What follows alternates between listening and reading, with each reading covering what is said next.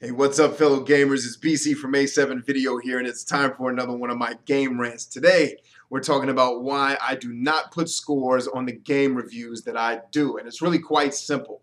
There is no universally accepted rubric for how to score games. You guys know I love football references. Each team that plays in a football game gets points the exact same way. They either get a touchdown or a field goal or a safety or a point after touchdown or a 2-point conversion. That's essentially the only ways that you can score. And when you do what's required of you to get those things done, you get the points allotted for that. Games don't have a rubric like that, and every team plays it the exact same way. Like, there's no score for this team over here because they wore red pants, or maybe nostalgia affected this team over here, so they got an extra 7 points. It doesn't work that way. It's very cut and dry how every football team across the planet scores points. Video games don't have a system that well put together. You know, you've got websites that give games 1 to 10, or they give it an A through F, or they give it stars, or they give it a 1 to 5, or Metacritic gives it 1 to 100. Somebody please explain the difference to me between 98 and 99. Shouts out to Adam Sessler on that one. But that's really at the heart of why I don't score games. There is no universal way to say that this game absolutely deserves to be a 6. And I really don't think it's fair. I think a lot of websites do score games because they understand it brings more people there to argue about stuff. If you've never run a web community, you may or may not be aware that usually negativity keeps people coming around a lot more than positivity.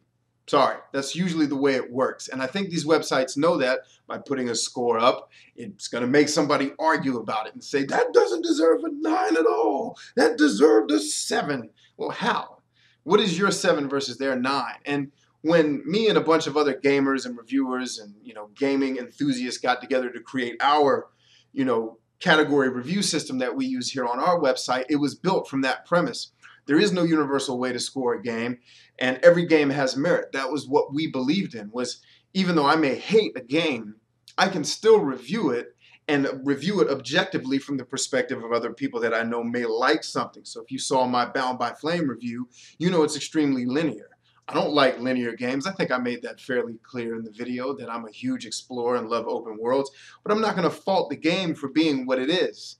And I'm not going to allow that to affect a score. Now, one caveat to this whole rant that I'm going on here, just in case you see some of my work on a website called GameSkinny.com, understand that they force me to put scores on the reviews that I write for that website. I can actually not submit a review without scoring it. So take that score usually with a grain of salt. Sometimes I just randomly pick whatever comes to the top of my head, like, oh, that deserves a 6, let it roll. So don't put any value in the scores I give those games. Just read the content because they require it. Now, back on task. So that's why I think other websites do score games, because it breeds a certain level of contention, which makes people spend more time on your website, which leads to more ad revenue, etc., etc., etc. But I've always argued that every game has merit to somebody.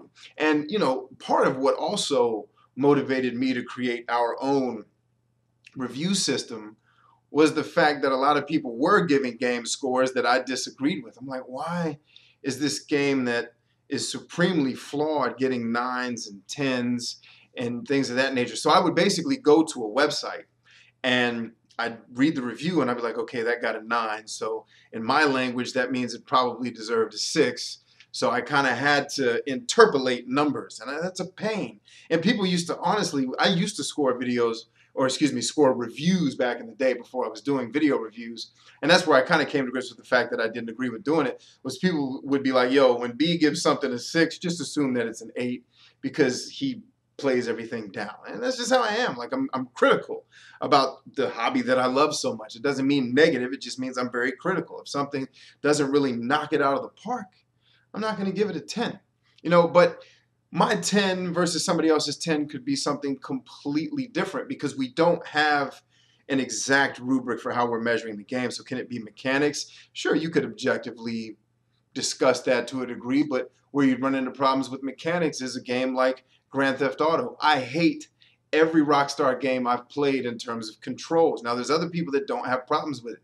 They play it and they think it's okay. I would rate their controls as being somewhat fundamentally flawed because it feels like you're running on an ice rink. A lot of people don't agree with me, and that's okay. That doesn't mean that I'm right and they're wrong, or that they're right and I'm wrong. It just means that we don't agree. And because we don't agree, I don't think reviewing games with a score is the right way, man. Just let me give you what I think. The game does this. And if you like this thing that it does, you're probably going to like the game. Or the game doesn't do this. Like it does, it's completely linear. So the people of you out there who love to explore vast open worlds, guess what? You're probably not going to enjoy that facet of this game. That is something objective that you can read and or watch and say, okay, because I'm a huge explorer, this game is completely linear. That part of my gaming play style is not going to get its itch scratched. And that's really what I'm getting at here. As long as I'm doing reviews, I'm not scoring a dang thing. I still believe that scoring is really fundamentally flawed and it needs to go away, but that's my take. What do you guys think? Do you prefer to have scores and reviews? And keep in mind, even if you do prefer it, it's not going to change what I do on the channel. But I do want to have that discussion with you guys. I'd love to hear, especially from those of you that disagree with me. If you believe a game should be scored, tell me why. Maybe some of you out there could actually convince me that I'm wrong. I'm completely open to the discussion from that perspective. And I'm going to leave it there. Thank you for watching. Thank you for liking, subscribing, most importantly, leaving us that good commentary. We make these videos to engage with y'all, so come on in, let's have the discussion.